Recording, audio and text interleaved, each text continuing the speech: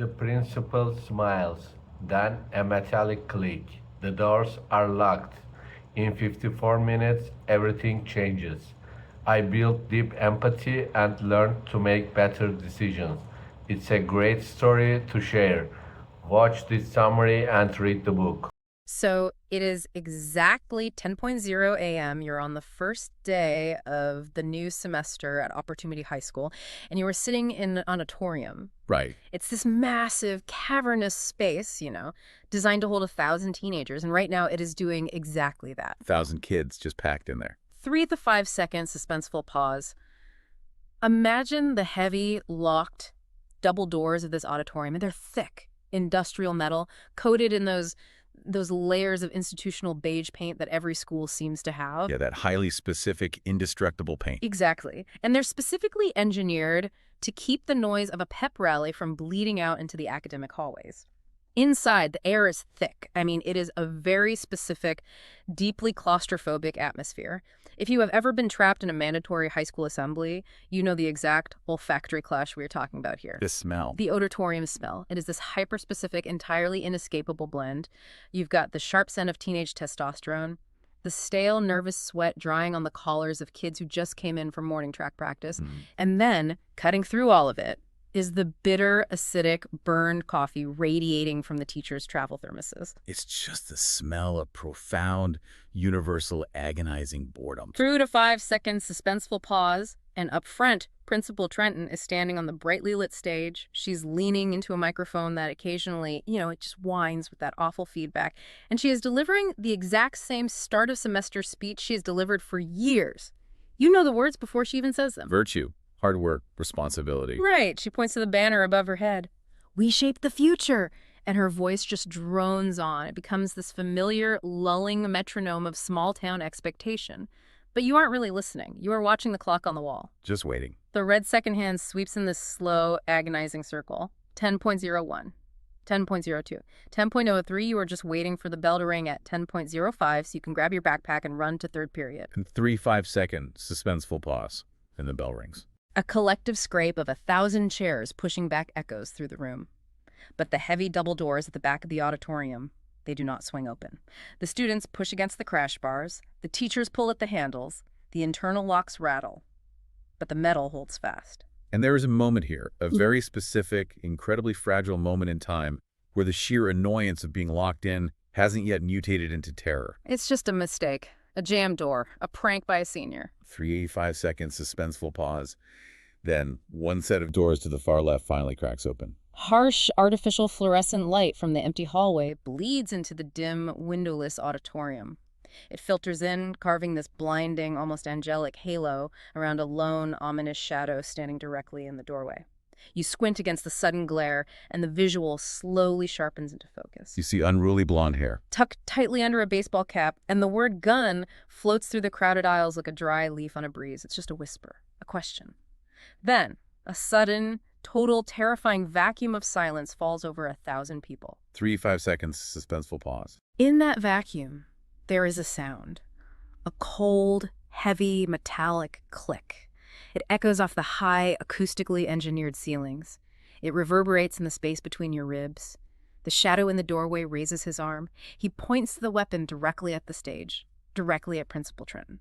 And she looks at him. She looks at him. And in that fraction of a second, before the brutal physics of the weapon take over, Principal Trenton smiles. It is a surprise smile. Yes, a polite, instinctual, conditioned reaction to a student interrupting her assembly. It is the smile of an educator who still believes, for one final, tragic millisecond, that she is in control of her school. 3 5-second suspenseful pause. Yeah. The first shot rings out. The sound is deafening. It is not like the movies. It is a physical, concussive force that shatters the air and punches the breath out of your lungs. And instantly, that familiar auditorium smell, the sweat, the hormones, the burn coffee, it is entirely obliterated.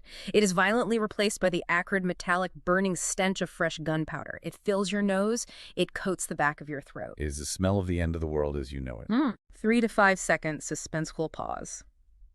Today, we are taking you on a deep dive into the excruciating 54-minute timeline of Marieke Nijkamp's. This is where it ends. Our mission here is not just to recount the events of a real-time tragedy. We have a lot of source material to unpack. We do. We are going to unpack the profound psychological, structural, and atmospheric layers of those 54 minutes. We want to explore what happens when the mundane, protective reality of a sleepy American town is violently, irreparably shattered from the inside out. So to truly understand the suffocating weight of this narrative, we really have to look closely at the architecture holding it all together. The entire foundation of this tragedy is built upon a strict, unyielding time frame, 10 before 0 a.m. to 10:55 a.m. 54 minutes. 54 minutes Yep. as the entire duration of the horror. Right. And honestly, 54 minutes is nothing. I mean, it's less time than a single class period. It's the time it takes you to commute to work on a bad day. Exactly.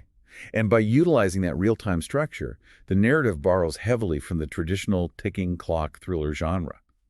But what's really fascinating is how it entirely mutates that genre. Think about a traditional thriller. You have a ticking clock counting down to a bomb going off, or a hostage being executed, or a virus being released. Right. The suspense is all about stopping it. Yes. The tension in those stories relies entirely on the possibility of prevention. The audience is kept on the edge of their seats because they are asking, will the hero cut the red wire in time? But here, the bomb has already detonated the very second Tyler enters that auditorium at 10:05. The ticking clock isn't counting down to a climax. It is counting the duration of the agony. Wow. It creates a horrific narrative urgency where the characters aren't racing to solve a problem or defeat a villain. They are simply racing to survive the next 60 seconds. Every minute that passes on that clock is not a step closer to victory. It is just another minute of sustained, inescapable trauma. And because of that structure, you, as the reader, you are trapped in the exact same psychological claustrophobia as the teenagers inside. You're locked in. You really are. You don't get a break. There are no convenient time jumps. There are no 3 hours later fade to blacks to offer you a moment to step away and catch your breath. The real-time format violently refuses to give you an exit door, mirroring exactly how Tyler has chained the physical doors of the auditorium. Think about the pacing of reading it. When Autumn is crawling on the floor, inching her way toward her brother, the physical time it takes you to read those paragraphs mirrors the agonizing, slow-motion reality of her physical movement. It forces you into her perspective. Completely. You are locked in that 54-minute vacuum with them, breathing that same gunpowder-laced air. You can't look away because the clock doesn't stop ticking. It forces this relentless narrative urgency that just grips you. It also completely subverts the way we are conditioned to consume high school narratives. Look at how high school dramas usually operate. By their very nature, they are governed by slow, seasonal rhythms. Time is expansive in adolescence. Right, like the long build-up to midterms. Yes, or the anticipation of winter break, the drama of the spring prom, the eventual closure of graduation. Time stretches out over 4 developmental years. But by compressing the entire destruction of this complex social ecosystem into a mere 54 minutes, the structure itself rejects the notion of the future. Principal Trenton was just up on stage preaching about shaping the future. The school motto is literally, "We shape the future." But the 54-minute timeline acts as an executioner to that idea. It says, there is no future, there is only right now, and right now is terrifying. God, that's dark. It's the ultimate erasure of potential. 54 minutes to wipe out decades of what these kids could have been. But you know, we really need to sit with this 54-minute structure for a second. Because beyond just subverting the high school drama, it traps the reader in this psychological claustrophobia that I don't think many other formats can achieve. I agree, it's claustrophobic. Yeah. However, I do think we have to look critically at how this is executed mechanically. Okay. Because enforcing such a rigid, minute-by-minute real-time structure across 4 distinctly different points of view. I mean, you have Claire out on the track field, Tomas breaking into the principal's office, and Autumn and Sylves trapped inside the auditorium. It requires a level of narrative engineering that at times really borders on the artificial. Artificial how? I don't see that at all. Well, look at the timeline. It forces the grief and the panic of 4 separate individuals to be perfectly synchronized for the sake of the thriller pacing. It can make the emotion feel manufactured. Think about how real panic operates. Real panic is sloppy. It lags. People dissociate and stare at a wall for 20 minutes. Having these 4 perspectives neatly tag-team the trauma every 2 or 3 minutes feels designed to maximize the reader's anxiety, rather than reflecting organic, logical human emotion. It demands a sort of hyper-competent narrative logic from teenagers who are actively in the middle of a war zone. Okay, I have to stop you there. I hear what you're saying about the pacing feeling engineered to jump back and forth, but I actually have a totally different read on that. To me, that supposed lack of smooth narrative logic is exactly why it works so brilliantly and why it feels so intensely real. Real. To jump every 2 minutes. Yes. You are looking for a logical, emotional progression from a situation that is fundamentally defined by the total absence of logic. The brutality of jumping from one POV to another every 2 minutes perfectly mirrors the chaotic, disjointed reality of sudden violence.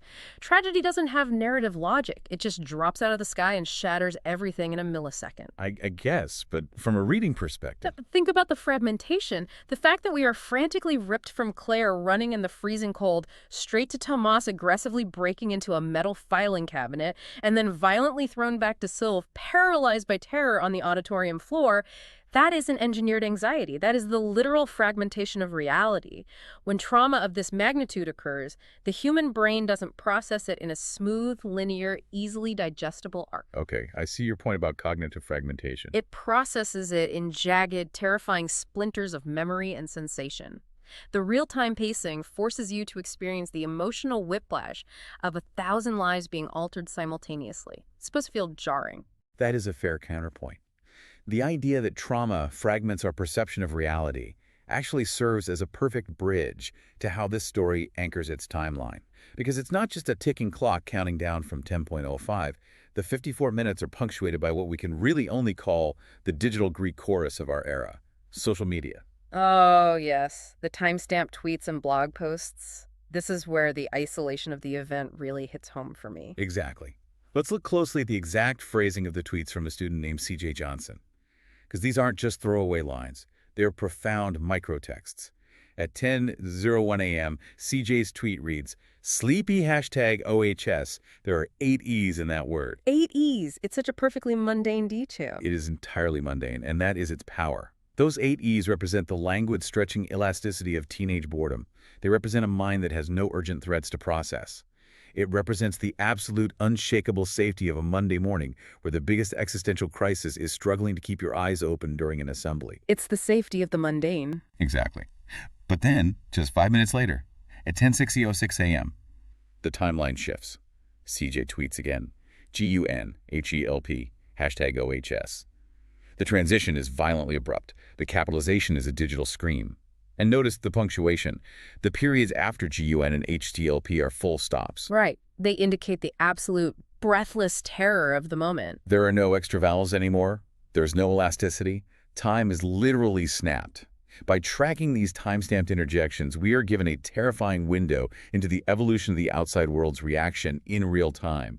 We watch the digital sphere go from total ignorance to confusion to the assumption of a sick hoax, and finally to the creeping, paralyzing horror of the truth. And think about the last time you saw a breaking news alert about a crisis on your phone. You were probably sitting on your couch, totally safe, drinking a cup of coffee, but suddenly you felt that bizarre digital claustrophobia as you scrolled through the updates.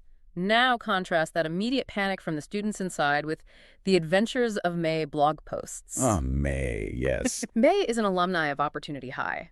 She is safely at home. She recently returned from traveling the world. She represents the geographical outside. But reading her blog posts interspersed through this horrifying timeline, it really makes you question what her role is. What is the function of hearing from someone who is completely safe while a massacre is happening down the street? It's an interesting structural choice. Right. Does her presence provide a moment of relief for the reader, like a breath of fresh air outside the suffocating auditorium? Or does her utterly helpless commentary actually heighten the claustrophobia for those trapped inside? That's a profound tension, because at first, May is writing about how opportunity always looks exactly the same, how she's just catching up on opening her mail and eating chocolate. It's aggressively normal. And then her posts degrade. She starts watching police cruisers fly past her living room window. She starts reading the frantic rumors multiplying online. She feels utterly physically useless. She is physically free, sitting in her safe house. But psychologically, she is dragged right back into that locked auditorium with her former classmates. It brings up this massive, incredibly dark reality of modern tragedies. Let's take a slight tangent here, because we are living in an era where active shooter situations are live tweeted from under desks. It creates this unprecedented duality of the human experience that just didn't exist 20 years ago. The victims, like C.J. Johnson or Jay Ike or Alex Saxon, they are simultaneously living a visceral, bloody, physical trauma while concurrently watching the rest of the world react to their trauma on a backlit screen. It's horrifying. The cognitive dissonance of that is staggering. The digital information fragments the internal, lived experience. Imagine it. You're lying on a linoleum floor, you can smell fresh gunpowder, you can hear the horrific wet sounds of people dying around you. But your eyes are glued to a glowing 6-inch screen where some anonymous internet troll is calling the shooting a false flag hoax. It's sickening. The outside world's digital reaction becomes a secondary, immediate layer of trauma. Precisely. The victims are trapped not just by the physical chains on the doors of the auditorium, but by the digital spectacle of their own impending deaths. It isolates them in a way that is hard to fathom. In that moment, staring at their phones, they realize that to the people outside the building, they are not yet fully realized victims. They are breaking news. They are a trending hashtag. They are content. That deep, profound isolation, that feeling of being entirely cut off from humanity even while millions of people might be watching you on the news, it is deeply rooted in the psychology of the characters themselves. It's not just the doors keeping them trapped, it's their own internal geography. Which really leads us to the core metaphor that defines almost everyone in this town. The soil versus horizon philosophy. 3 to 5 second suspenseful pause. Yes. Sylve's abuelo, her grandfather, believes there are two fundamental types of people in this world. There are those who belong to the soil, the good, rich earth. They plant their seeds, they stay deeply rooted, they weather the brutal storms, and they blossom exactly where they are planted. And then there are those who belong to the horizon. Right, the wanderers. The ones who carry their homes on their shoulders, who are always looking for the escape hatch, the next town over, the limitless sky. It is a beautiful metaphor. But to fully grasp its weight in this story, we have to examine it from multiple angles. We can't just look at it once. Let's start with the literal geographical application. Sylve is the embodiment of the soil. She is deeply, painfully rooted in Opportunity, Alabama, and she's rooted there by grief. Her mother. Right. Her mother is suffering from early onset Alzheimer's. Her mother is slowly losing her memory, losing her cognitive anchor to the world. So Sylve becomes the anchor. She plans to sacrifice her own immense potential. She's literally walking around with an acceptance letter to Brown University folded up in her pocket like a secret shame. She won't tell anyone. She won't, because the soil demands she stay and care for her fading family. And then on the complete opposite end of the spectrum, you have Autumn. Autumn is the horizon. She is a dancer. Her mother, Joni Brown, was a principal dancer at the Royal Ballet. Joni traveled the world before dying in a tragic, icy car accident. Autumn's entire existence, her entire psychological drive, is focused on escaping the gravitational pull of opportunity. She dreams of getting into Juilliard. She dreams of the noise and anonymity of New York. Her mother used to call her La Golondrina, the swallow, a bird that is biologically meant for the open sky, not a cage. But if we take that metaphor a step further, past just geography, it becomes a blueprint for how these characters survive psychological trauma. Let's re-examine it from a coping perspective. The soil represents enduring trauma by absorbing it, by turning it inward. Sylve absorbs the agonizing pain of her mother's fading mind. She absorbs the horrific secret trauma of what Tyler did to her at the prom. She internalizes the pain, letting it take root in her own darkness so she can protect the people she loves. So the soil is endurance. Yes. The horizon, conversely, represents surviving trauma by fleeing it. Autumn survives her abusive, heavily alcoholic father and her brother's descending madness by physically dancing away from it. She hides in abandoned farming sheds in the cornfields to practice her pirouettes. She is always looking past the town limits, surviving by telling herself that she won't be here much longer. And we can look at it a third way, too, which is what makes the application of this metaphor to Tyler so utterly terrifying. If Sylve is the protective soil and Autumn is the escaping horizon, what is Tyler? That's the question. Tyler is the soil that has gone toxic. He is the poisoned earth. 3 to 5 seconds suspenseful pause. Tyler actually wanted to build a home and opportunity. He told Autumn he wanted to take over an abandoned farm. He wanted to stay rooted. He wanted to be the soil. Weird. But when his mother died in that crash and his father turned to the bottle and the belt to cope, the town of opportunity slowly, quietly turned its back on his family's grief. They didn't know how to handle the brokenness of the Brown family, so they ignored them. And because of that, Tyler's soil turned sour. He couldn't reach the horizon like his sister, and he couldn't endure the pain like Sylve, so he decided to poison the earth around him so nothing else could ever grow. And if we reanalyze the community's role in that, the town itself acted as barren soil for Tyler. The psychology of Tyler is profoundly disturbing, precisely because of the contradictions in his character. If you ask Tomas, he dismisses Tyler as a harmless maggot, a nuisance, someone who peaked early in high school and coasted through his classes with average C grades. But Tomas misses a crucial, terrifying detail hidden in Tyler's academic file. Tyler scored a 2140 on his SATs. Right, and for context, because the SAT scoring system has changed over the years, this book takes place during the era of the 2400-point scale. A 2140 is an exceptionally high score, it is near perfect, he's practically a genius. Exactly. Tyler is a closet intellectual. He is highly intelligent, calculating, and methodical. This contrasts chillingly with how his own abusive father describes him. His father notes that Tyler possesses a hunter's grace. Think about what that implies. Speed, instinct, lethality, the ability to stalk prey without making a sound. Gotcha. When we finally see Tyler in the auditorium holding the gun, he is not a raving, frothing lunatic. He is impeccably dressed. He is wearing a pressed button-down shirt. His hair is styled. He is a humanized monster. He's driven by a twisted, pathological desire to reclaim a family, a sister, and a town that he feels was stolen from him by outsiders and by the relentless march of the future itself. However, I really struggle with this characterization. What do you mean? I have to argue that Tyler's motives, as presented in the broader narrative, remain a bit too enigmatic.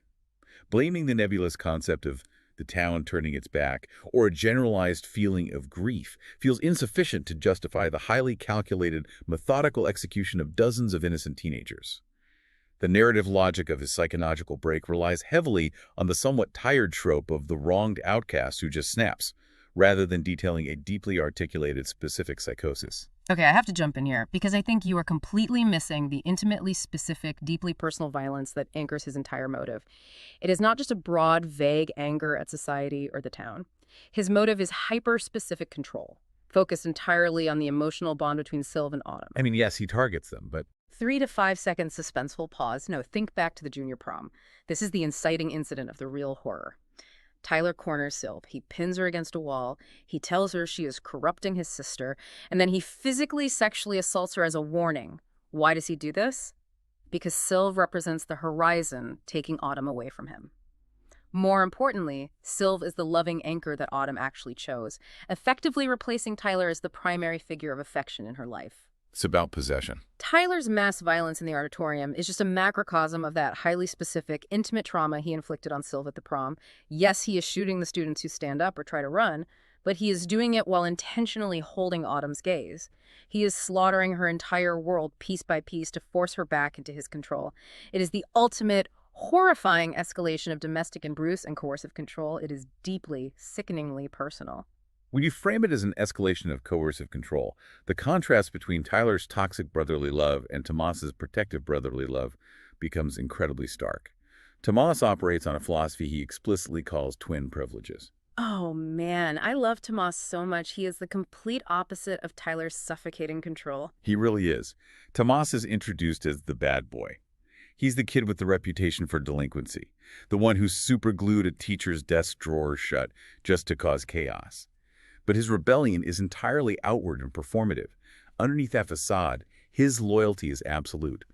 When Tomas finds out that Tyler is re-enrolling at Opportunity High, his immediate, unquestioning instinct is to break into the principal's office to find Tyler's file. Why? Simply because Sylve looked scared when she heard the news. He doesn't even know what happened. Right, Tomas doesn't even know the horrific details of what Tyler did to Sylve at the prom. Sylve kept that secret to protect him. But Tomas's concept of twin privilege dictates that he will risk expulsion, break the law, pick locks, and ultimately sacrifice his own life to unlock those auditorium doors and protect his sister. If Tyler is the suffocating grave dragging everyone down into the dirt, Tomas is the fiercely protective soil that allows his sister to survive. That distinction between the protective soil of community and the suffocating grave of toxicity brings us perfectly into the mechanics and the atmosphere of the setting itself. We need to talk about Opportunity, Alabama. 3 to 5 second suspenseful pause. This narrative takes the classic, comforting, deeply American trope of the sleepy southern town and violently transforms it into a literal shooting range. Let's look at the foundational belief system of this town, which they call the Opportunity Creed. The creed is simple: hometown, family, God, country. Those 4 words carry immense sociological weight. Let's dissect this creed, because we really need to look at it from a few different angles. At face value angle 1, that creed is the glue that binds the community together. It represents the elderly farmers discussing crop yields outside the Baptist church on Sunday mornings. It represents the mayor proudly tracing his local lineage back 4 generations. It is the profound comfort of knowing everyone's name at the grocery store, of shared casseroles during hard times, and the unifying religion of Friday night football games. The creed creates an illusion of absolute, impenetrable safety. If you adhere to the creed, nothing bad can ever happen to you. Wait, but angle 2, doesn't that same creed inherently alienate anyone who doesn't perfectly fit the mold? Hometown, family, God, country is beautiful if you're inside the circle, but it's brutally exclusionary if you're not. Think about Fareed. Yes, Fareed. He is the only Muslim student in the school. He constantly notes how he has to meticulously charm the teachers, overcompensating with politeness just to navigate a space that intrinsically views his very existence as outside the God and country parameter of their creed. Or even look at Tyler. When his family shatters, when his mother dies and his father becomes a violent alcoholic, the Browns no longer present the pristine image of the wholesome God and family unit. So what does the town do? They quietly ostracize him. They stop trying to bring him back into the fold because looking at his brokenness makes them uncomfortable. The creed protects the whole community by willingly sacrificing the broken pieces. That is a crucial point. And angle 3, because the students are so deeply conditioned to trust the authority of that creed, to trust in hometown and family, they are incredibly vulnerable when the violence starts. This is how the creed creates false security. When Tyler first stands on the stage with a gun, the collective instinct of 1,000 teenagers isn't to swarm him. It is disbelief. It is a rigid adherence to the rules. They wait for a teacher to handle it. They wait for Principal Trenton to discipline him. The creed has bred a deep systemic compliance that Tyler weaponizes against them. And angle 4, by the time that 54-minute clock runs out, the shooting has permanently, irreversibly shattered that creed entirely. When Tyler chains the doors, he isn't just trapping physical bodies. He is actively destroying the philosophical boundaries of opportunity. By 10:55 a.m., hometown is a bloody crime scene. Family is fractured by unimaginable grief. God is being deeply, agonizingly questioned by teenagers bleeding out on the floor in the face of senseless slaughter. And country is represented by the militarized SWAT teams aiming sniper rifles at the high school windows. The creed is dead. The destruction of that safety is brilliantly mirrored in the extreme sensory details Nijkamp employs throughout the text. The atmosphere is oppressive. Consider the palpable, biting coldness of the day outside the school. We start with Claire running on the track field. She describes her breath freezing in the air right in front of her face, the frost clinging to the metal bleachers. The coldness is sharp, it is stinging, it forces hyper-alertness. But fundamentally, the cold means you are alive. It means you are breathing. And contrast that freezing open air with the sensory reality inside the auditorium. It is stifling. It is the oppressive, claustrophobic heat of 1,000 terrified bodies packed together, sweating out their fear. But there is one specific sensory detail inside that room that serves as the ultimate psychological anchor, and I was just so struck by it. It is the scent of terror. 3 to 5 seconds suspenseful pause. When Sylv is frantically running for the door, trying to escape, she describes breathing in the scent of Tyler as he passes her. It is the smell of an expensive, polished cologne. Think about the profound, jarring dissonance of that detail. The auditorium smells of fresh blood. It smells of voided bowels. It smells of the putrid, primal, animal sweat of teenagers realizing they are about to be murdered. It smells like a literal slaughterhouse. And cutting right through that primal stench of death is the artificial, synthetic, expensive scent of Tyler's cologne.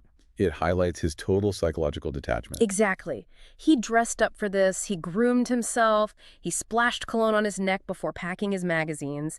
He is entirely insulated from the physical horror he is actively creating. The cologne acts as an invisible armor against the humanity of his victims. It elevates him above the sweat and the blood. Speaking of armor, I want to explore a brief tangent regarding the cultural context of JROTC in small southern towns and how it directly impacts the psychology of survival for some of these students.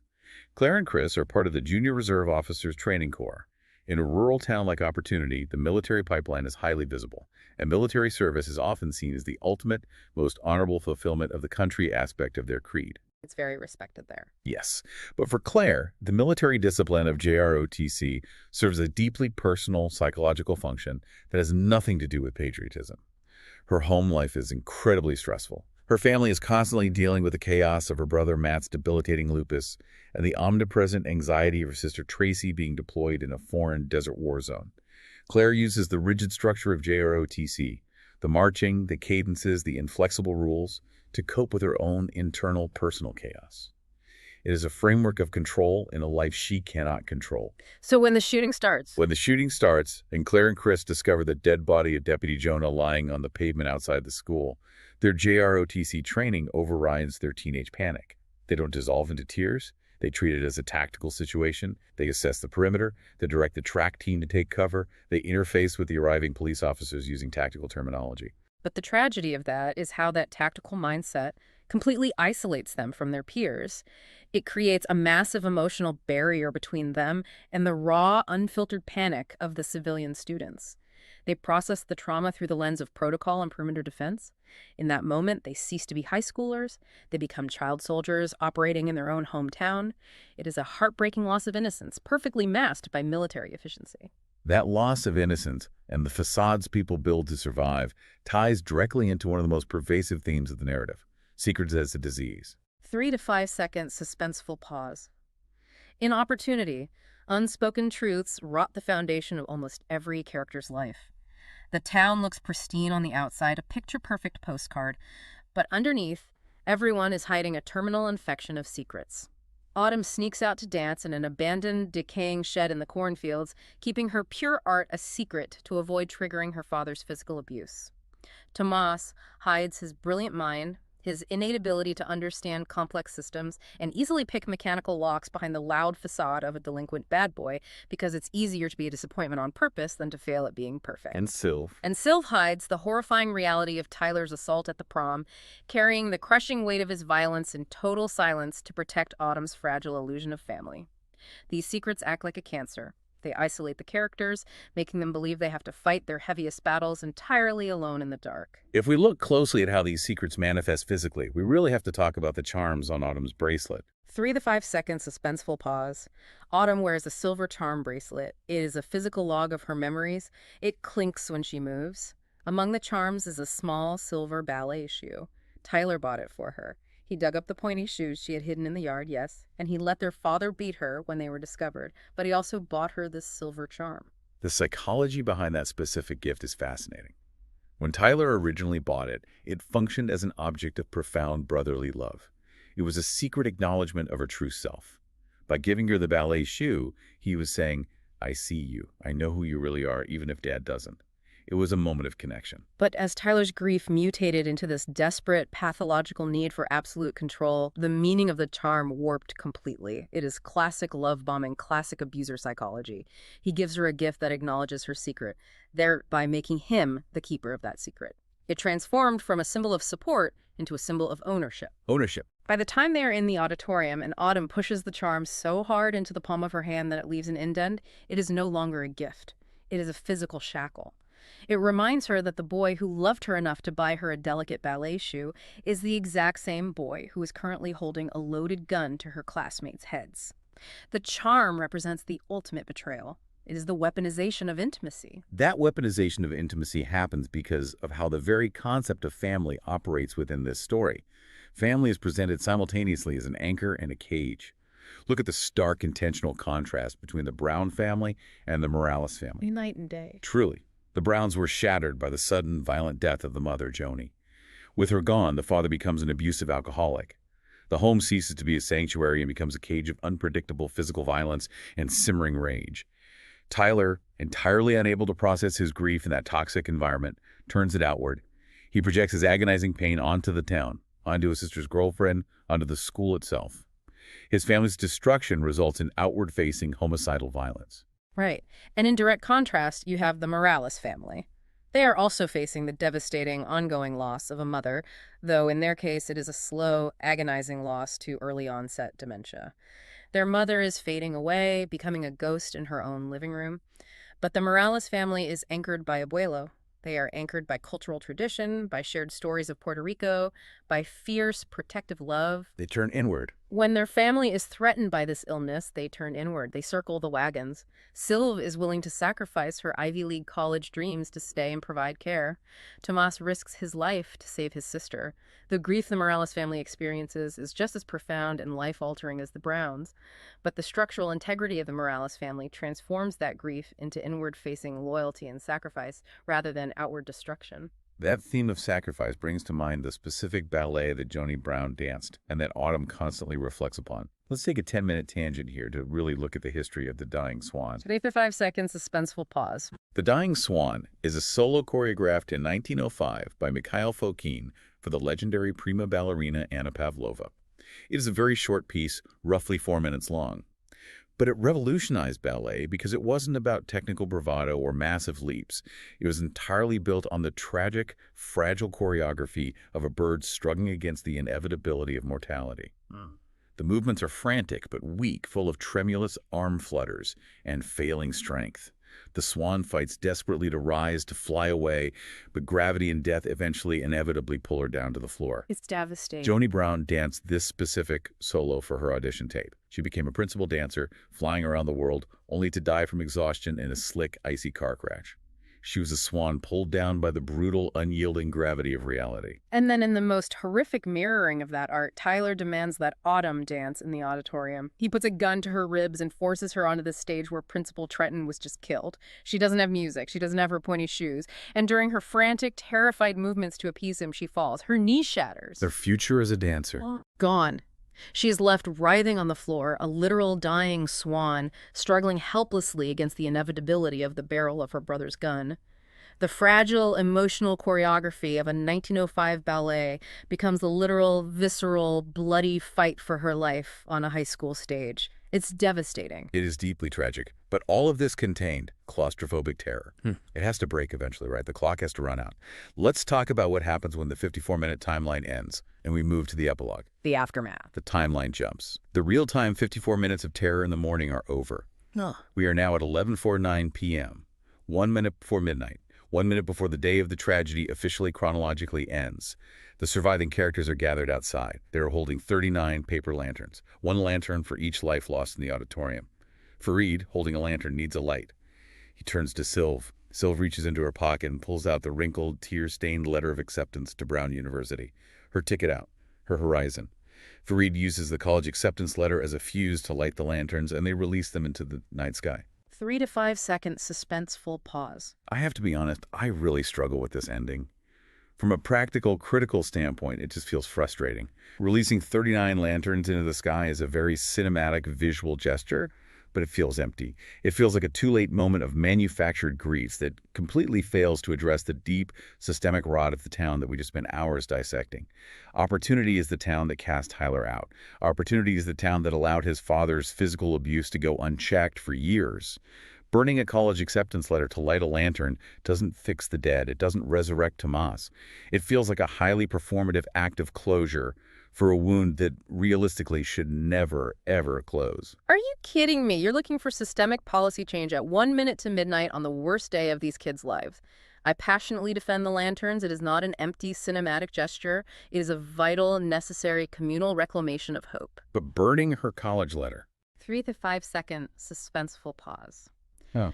You have to look at what burning the Brown University letter actually symbolizes for Sylve. Throughout the entire book, almost everyone's core psychological goal was to escape, to reach the horizon, to leave opportunity behind because the town was suffocating them. But after the shooting, after Tomas bled out on the floor so that other students could run, the entire paradigm shifts. But she chooses to stay. By offering her acceptance letter to the fire, Sylve is making a profound, mature choice. She is intentionally sacrificing her individual escape. She is literally burning the symbol of her personal Ivy League future to create a light for her broken community in the present. It means she is choosing to stay. She's choosing to be the protective soil. She's choosing to stand in solidarity with the shattered pieces of her hometown, because if all the good, capable people leave the ruins behind, then Tyler wins.